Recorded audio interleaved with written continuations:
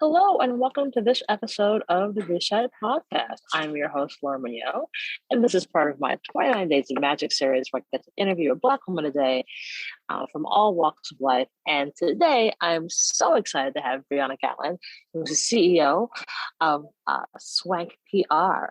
It's going to be a great conversation. Take a listen. Hey, Bria, how are you? Hey, how are you? Just chatting with people all day, every day for 28 days straight. The usual. I love it.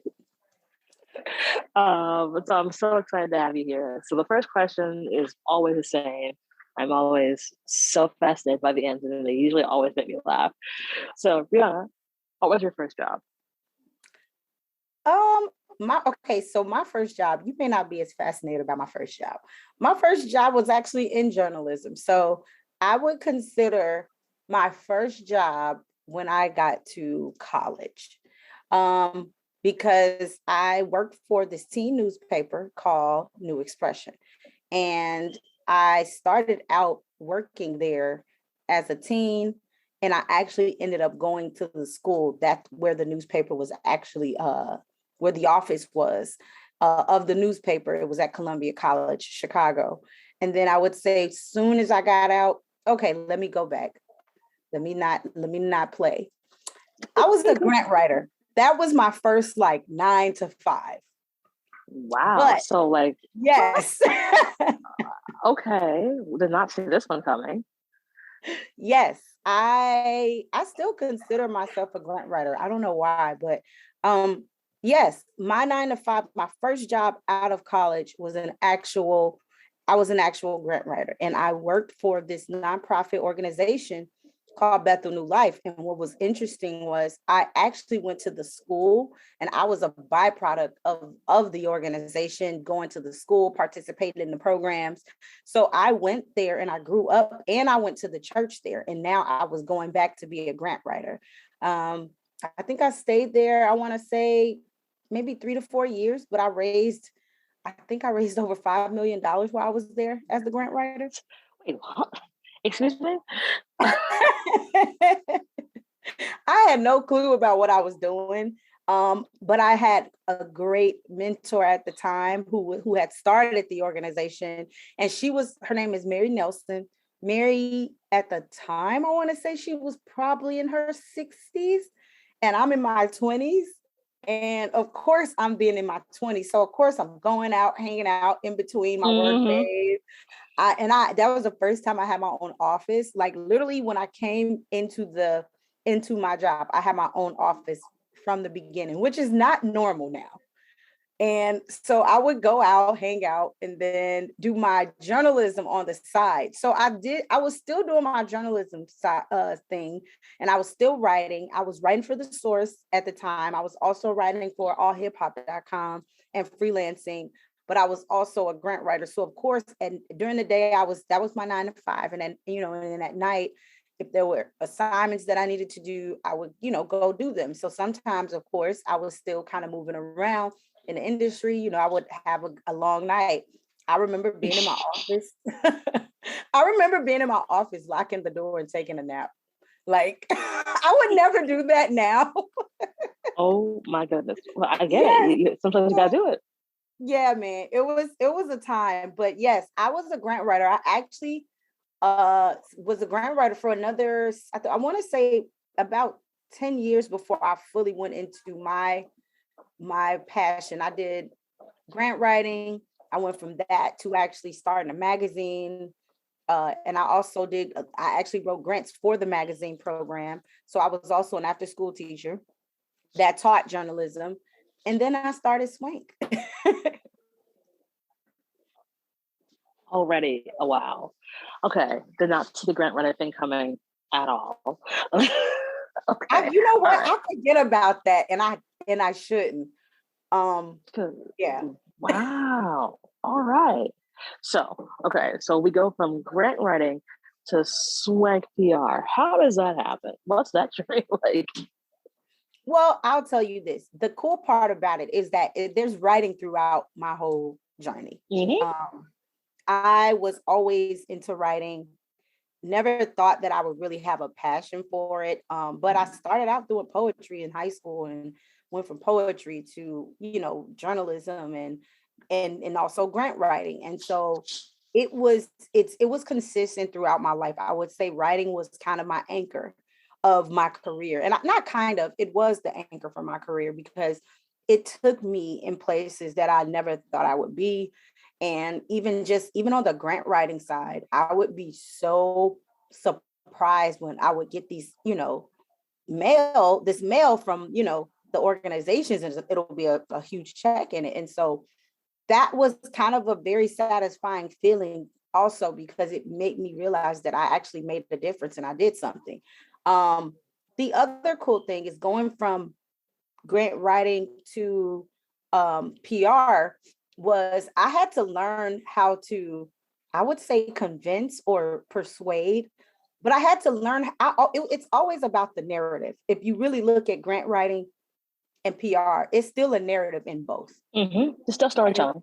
Yeah. And so I think for me, I just stuck with that angle. But in between, like, I was a grant writer. My last job that I had as a grant writer, I'll never forget it. It was at Deborah's Place, another nonprofit. And I literally was doing 3 jobs at once. I was a grant writer at the time. That was my 9 to 5.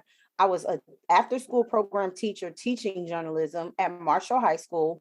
And I also was writing freelance. So at one point I was doing all 3. And then I remember that one right before I got laid off or fired or whatever, I was like, okay, my bank account looked great, but I really did not get a chance to like sit down and really kind of take in what was going on at the time. I was just kind of on my grind, and I've always been like that. So I never, even as an entrepreneur, I was like, it never changed even after I, left my other job. But even when I started directly working with kids and I started teaching them about journalism and really just kind of, giving them a lot of the things that I had learned over time, while it was fulfilling, my phone just kept ringing off the hook after a while. And I need to stop. Yeah. And to be honest with you, I ended up starting my business because I could not find a job for 2 years. I looked for a 9 to 5 for 2 years and collected my unemployment. And that's when the economy was bad because Obama had just got in office, I think, and jobs were just like no one could find work. And I remember constantly looking, and then my mom just gave me the money one day to start my own business. And that's literally how I started. Like, I started my business out of need. I didn't start my business out of like, oh, I want to do this as a hobby. And it started out as a publishing company.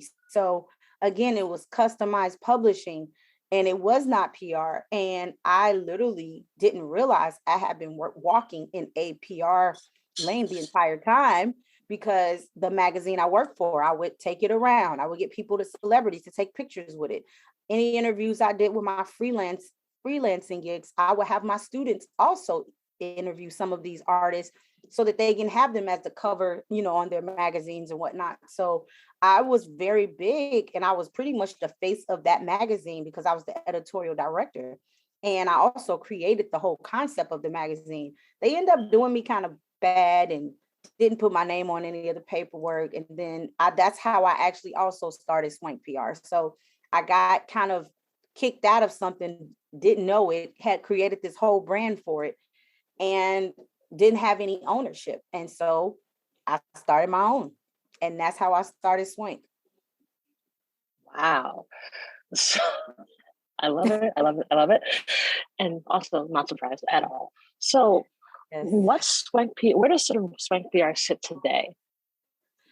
Today, Swank is a public relations agency that was started 15 years ago, actually now. And we do customized public relations. We do strategy. We also kind of do our services are a bit boutique, but I don't have any type of format of how I have a format on how I work with clients, but for me, the niche is really my niche is really coming up with really creative campaigns, thinking outside of the box as far as the perspectives, how to pitch my clients, and also just being very custom according to who they are. So if it's a music client, if it's a product, if it's a, an event, the whole idea is how many angles can we get pressed from if this is what makes you up. So if you are an artist, for instance, what makes you who you are?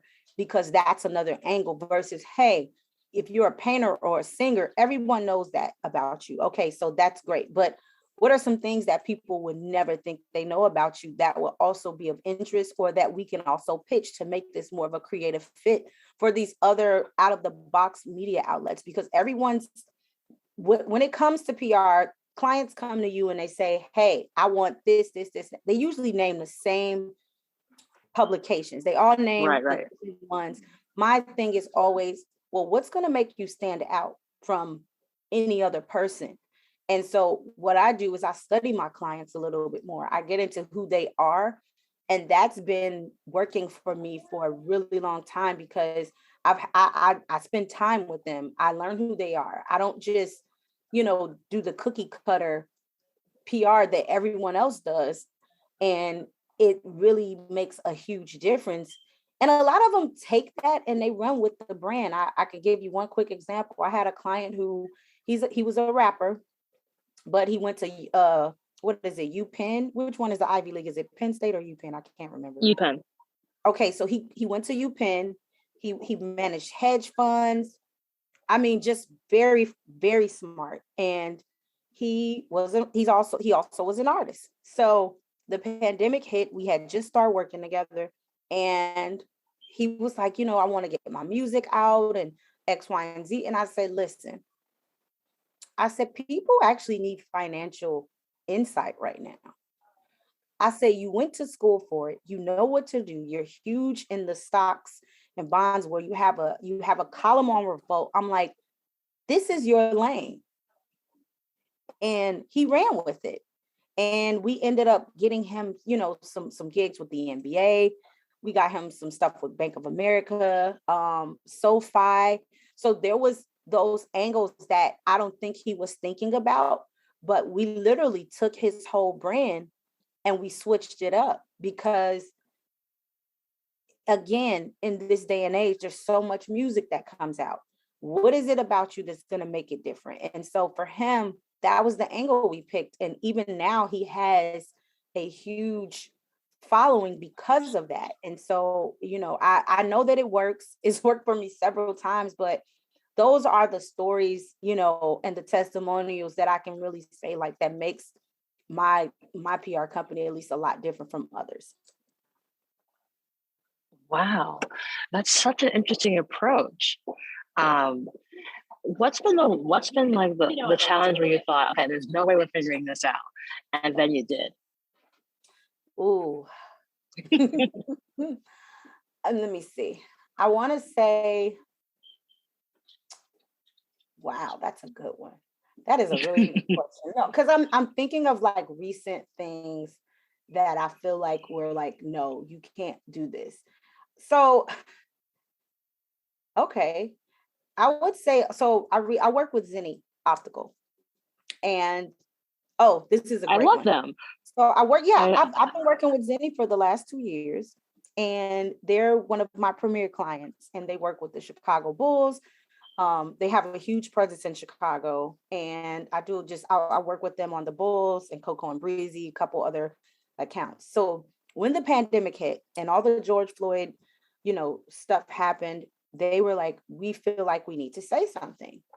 And I was like, no, you don't. Because a lot of these companies who had never taken a stand decided that they felt this need. Now would be a time for this. And I'm like, you guys can make a statement, but I would say don't do anything else. Should we donate? No. What you guys haven't been doing that. Don't do it because something has happened. I say you guys have to do something that is naturally organic to your brand. And so they were coming up with all these ideas. And the person I work with on the PR team, she came to me and she said, "Hey, I got this deck and we have to present it to the owner, to the CEO." And I was like, "Okay." She said, "Can you just, drop in some ideas?" And so we started spitballing.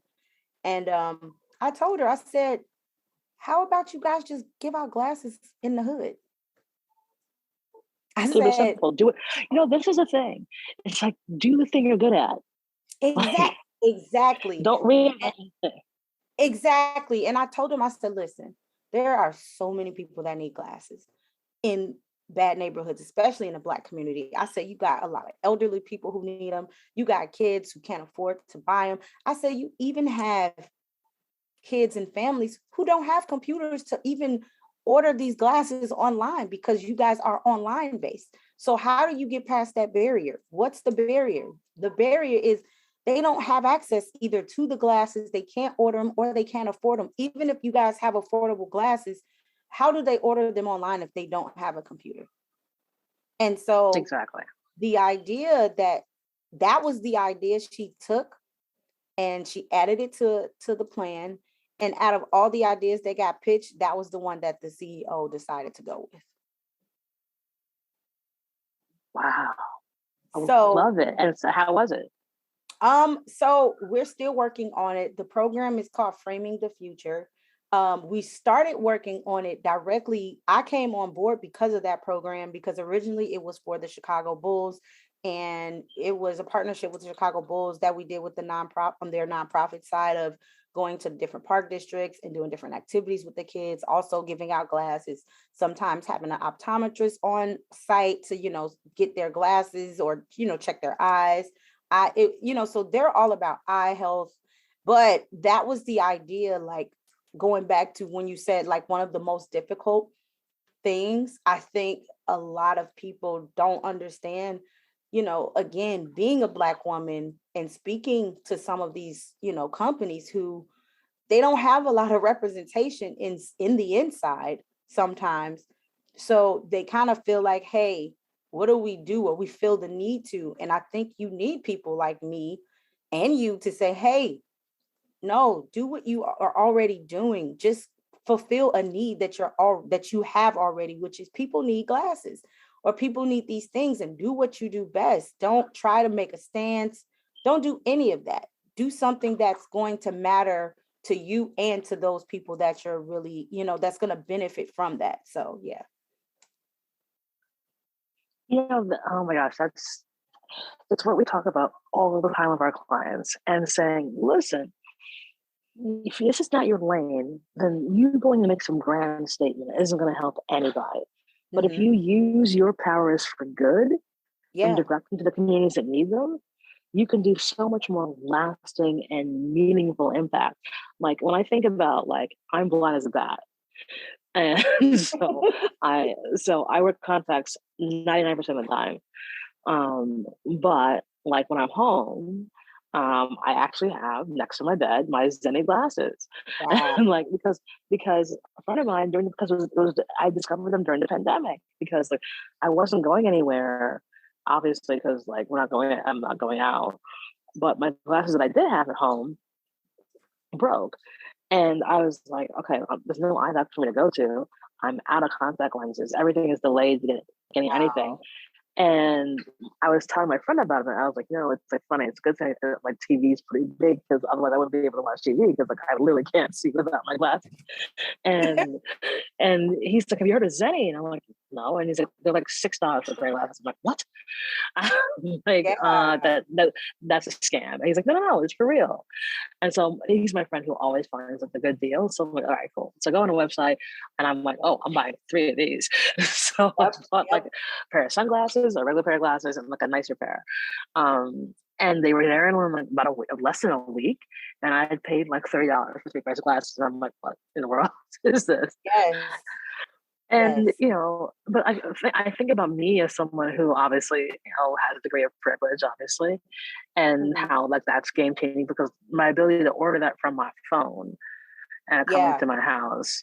But the fact that like you again, directing your powers for good into places where people might not be able to do that, because, lots of people forget that the rest of parts of this country don't have access to the internet unless they're at their Yeah. library. Oh my So God. to directing what you do really well to communities that need it right this very second does me look. I think of when you're a little kid and if you can't see your school board or if you can't see the screen when you're doing virtual learning, what it means to be able to get a pair of glasses. Like that's such a meaningful and lasting impact that goes far beyond that check that you wanted to write. Yes, absolutely. And that was the main thing that I wanted to get, tell them, like, it's amazing how you can make an impact just giving someone glasses and the change that it'll have even on them. Like, that's what people are going to remember. That's how they're going to remember the brand. Like, they're not going to remember that you wrote that check 5 years ago for $500,000. But like that kid who was, so summer of 2020 got a pair of glasses and was actually able to be ready for school in the fall. Yeah. And be able to learn on the little iPad that they had to be learning on. And so that kid did not fall behind. Mm-hmm. And was able to graduate and get the junior high and get to high school and then go to college and like who that kid could become one day. Like there's your impact. And I'm so glad to hear that they took your advice.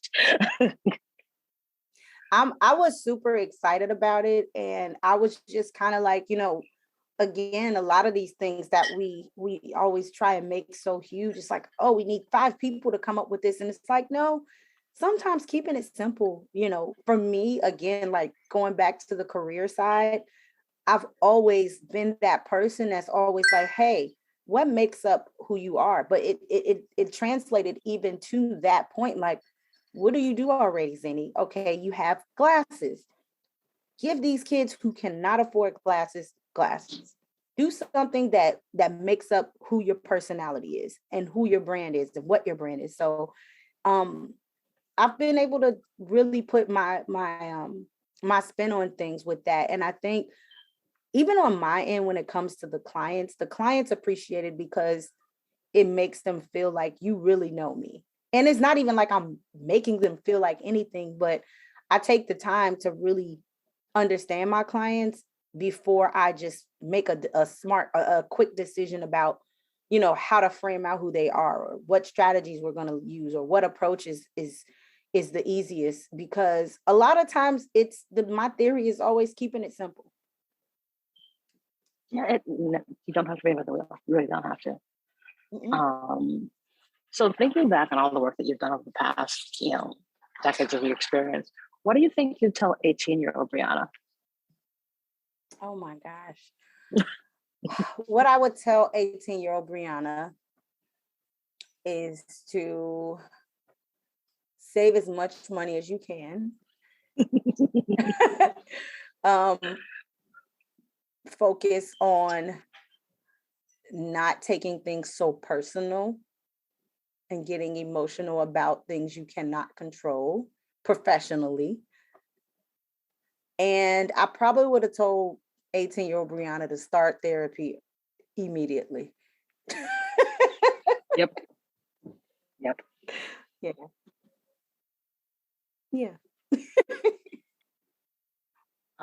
I can't even, you were so right on both of those counts. It's like, yes, therapy is your friend. Do not shy away. And also save your money. Man, those two things, I would have been so further along than I am now, even though, you learn and it's never too late and you hear that. But we all have those moments where we're like, crap, if I was doing this before about 10 years ago, I would be so much further ahead. So, it is what it is. But yes, 18-year-old me was cool. I wasn't a typical 18-year-old either. I knew what I wanted at 18. So it was not that I didn't know what I wanted as far as on my career side. I was very focused. I knew when I graduated what school or schools I was going to, what I was going to school for. And so that the cool part about that at that time for me is that I really did know what I wanted to do. So if you want to count me from 18 to now, I've been in media the entire time. So I've been in media almost going over 20 years at this point. I'm 25 at least. So I'm just grateful that I was one of those, younger people that knew exactly what I wanted to do. And again, we don't have it together at 18. So you don't expect everything to be like absolutely right. I definitely enjoyed my life, especially at that time, but I definitely wish I would have, had a couple things tweaked at that time. We live, we learn, and we figure it out along the way. And if someone listening can take that advice to heart, then I think that's the best we can do with and inspire our next generations to not make mistakes that we did. Mm-hmm. Absolutely. So you do all this great work. You have all these amazing clients. So what does Briahna do for Briahna? What do you do for your self-care? Oh, I'm so glad you asked that question. I love self-care, and me and you, I think we've had these conversations. I love doing things on the weekend for self-care. So I have my rituals. So I go to acupuncture every other week. And the hardest part is making time for some of these things.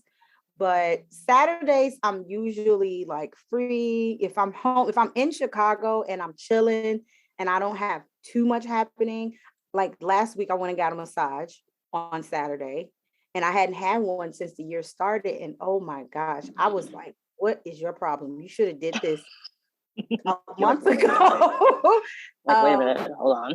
Well, hold up, wait a minute. One thing I will say is, like, I think once you start doing self-care, you can literally feel the difference when you kind of take a step back and you kind of forget, or you skip a week or you skip a month. You're like, something's different.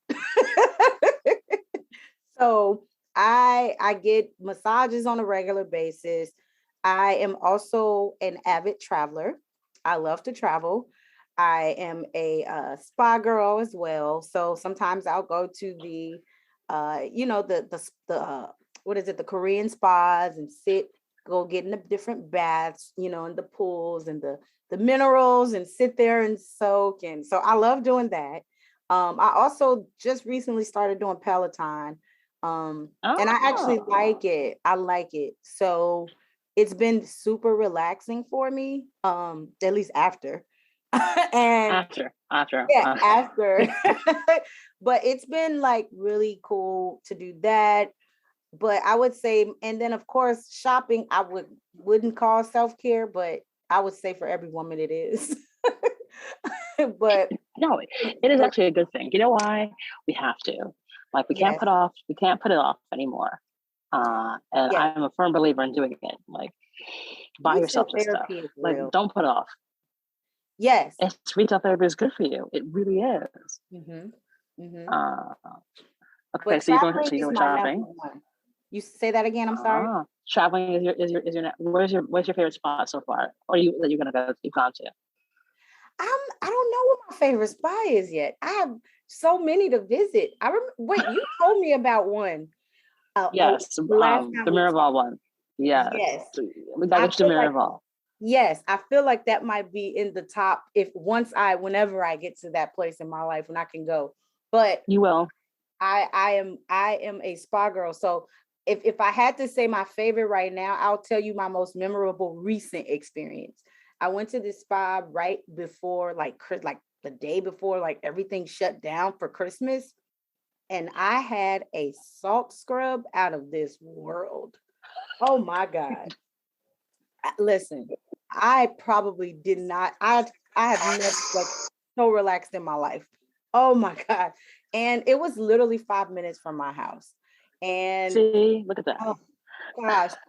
I mean, I think I started telling my friends, like, you need to go here. I'm like, you guys need to go here. I'm like, I don't care what you're doing. You need to go. And that was one of those, like, it was so worth the money. Oh my gosh. It was so worth it.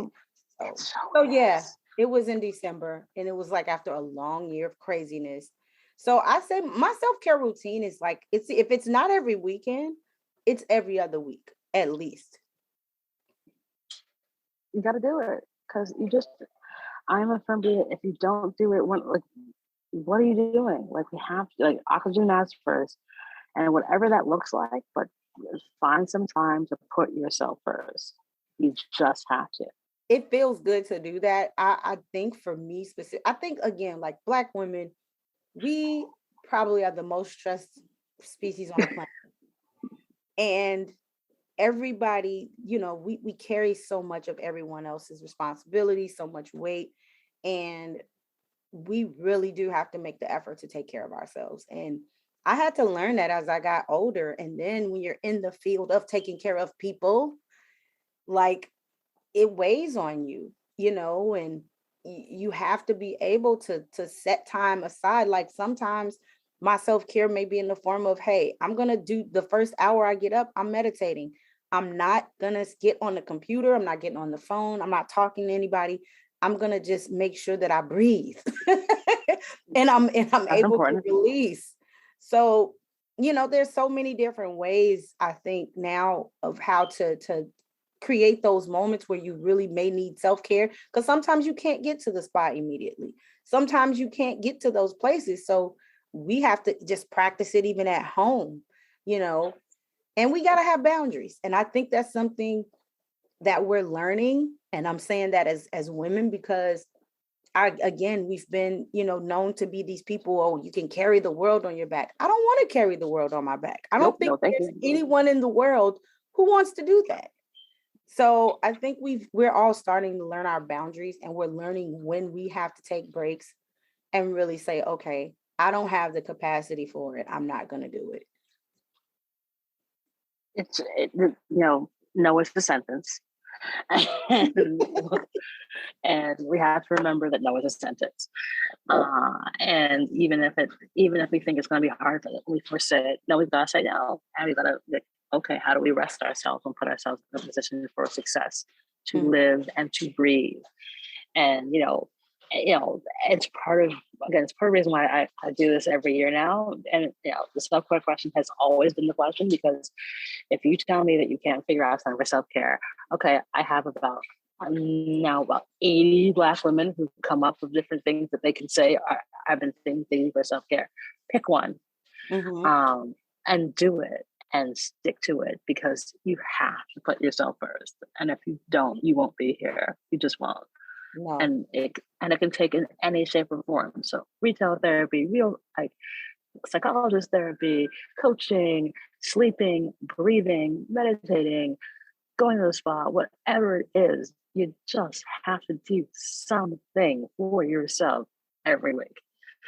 I'm such a nicer person now. Exactly. I mean, I don't cut people's heads off anymore. I used to. Like, I could give you a look and then that'll be the end of you. I don't have that anymore. So, it's like, you know why? Because I get a massage every month. Yes, absolutely. And not a cheesy one, a good one.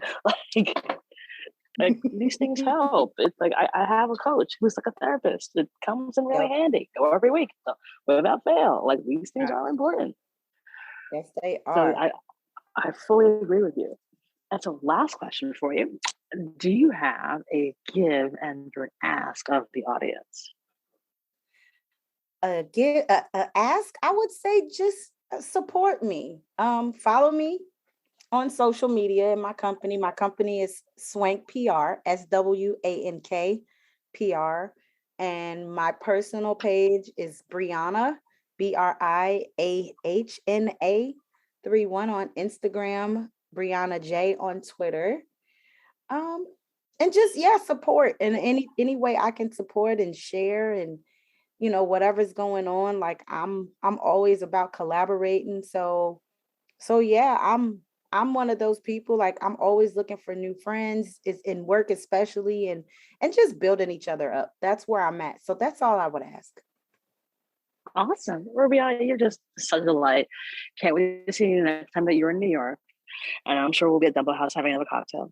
So, I will definitely be letting you know when I'm on my way there. Fantastic.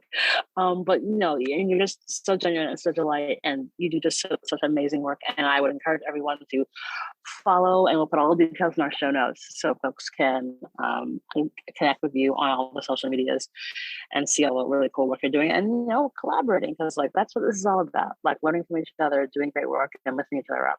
So thank you so much for being part of 29 Days of Magic. It means so much that we were able to get this done. Thank you. And of course, I love you, Laura. I'll see you soon. Love you too, girl. And that is our show.